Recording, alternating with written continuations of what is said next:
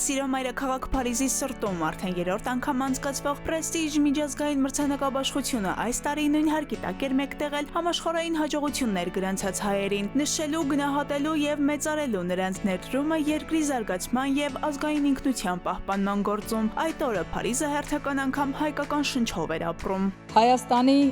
մանրածախ առևտրի ոլորտում արդեն 30 տարի իր որակյալ եւ բարձրակարգ սպասարկման, սպառողական ճիշտ կիրթ մշակույթի ձևավորման եւ տարածման գործում ունեցած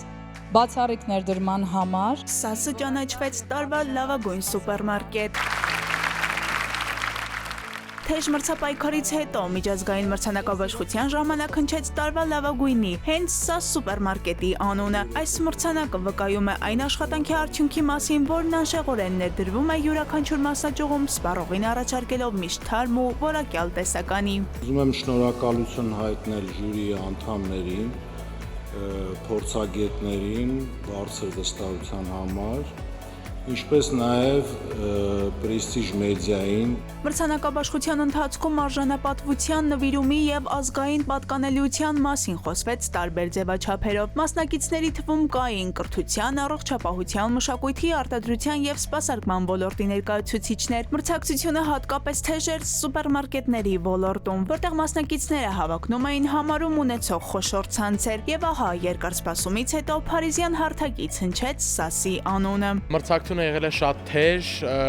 իրականում ժյուրին շատ ջանք ու եռանդ է ծախսել, որպեսզի կարողանա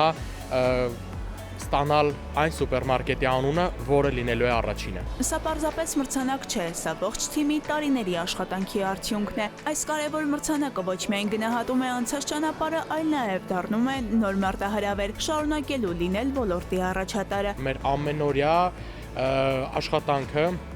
գնում է նրա համար, որպեսզի մենք կարողանանք գոհացնել մեր հաճախորդներին, այն մարդկանց, ովքեր օգտվում են ՍԱՍ-ից եւ վստահում են ՍԱՍ-ին։ Պրեստիժ մրցանակաբաշխության շրջանակում շնորհված տարվա լավագույն սուպերմարկետ մրցանակը ոչ միայն ՍԱՍ սուպերմարկետի անցած ճանապարհի ու գերազանց աշխատանքի գնահատականն էր, այլ նաև սպառողի վստահության առհավատչյան։ Հասմիկ Անտոնյան, Զոհրաբ Քարամյան, ժամը լատվական։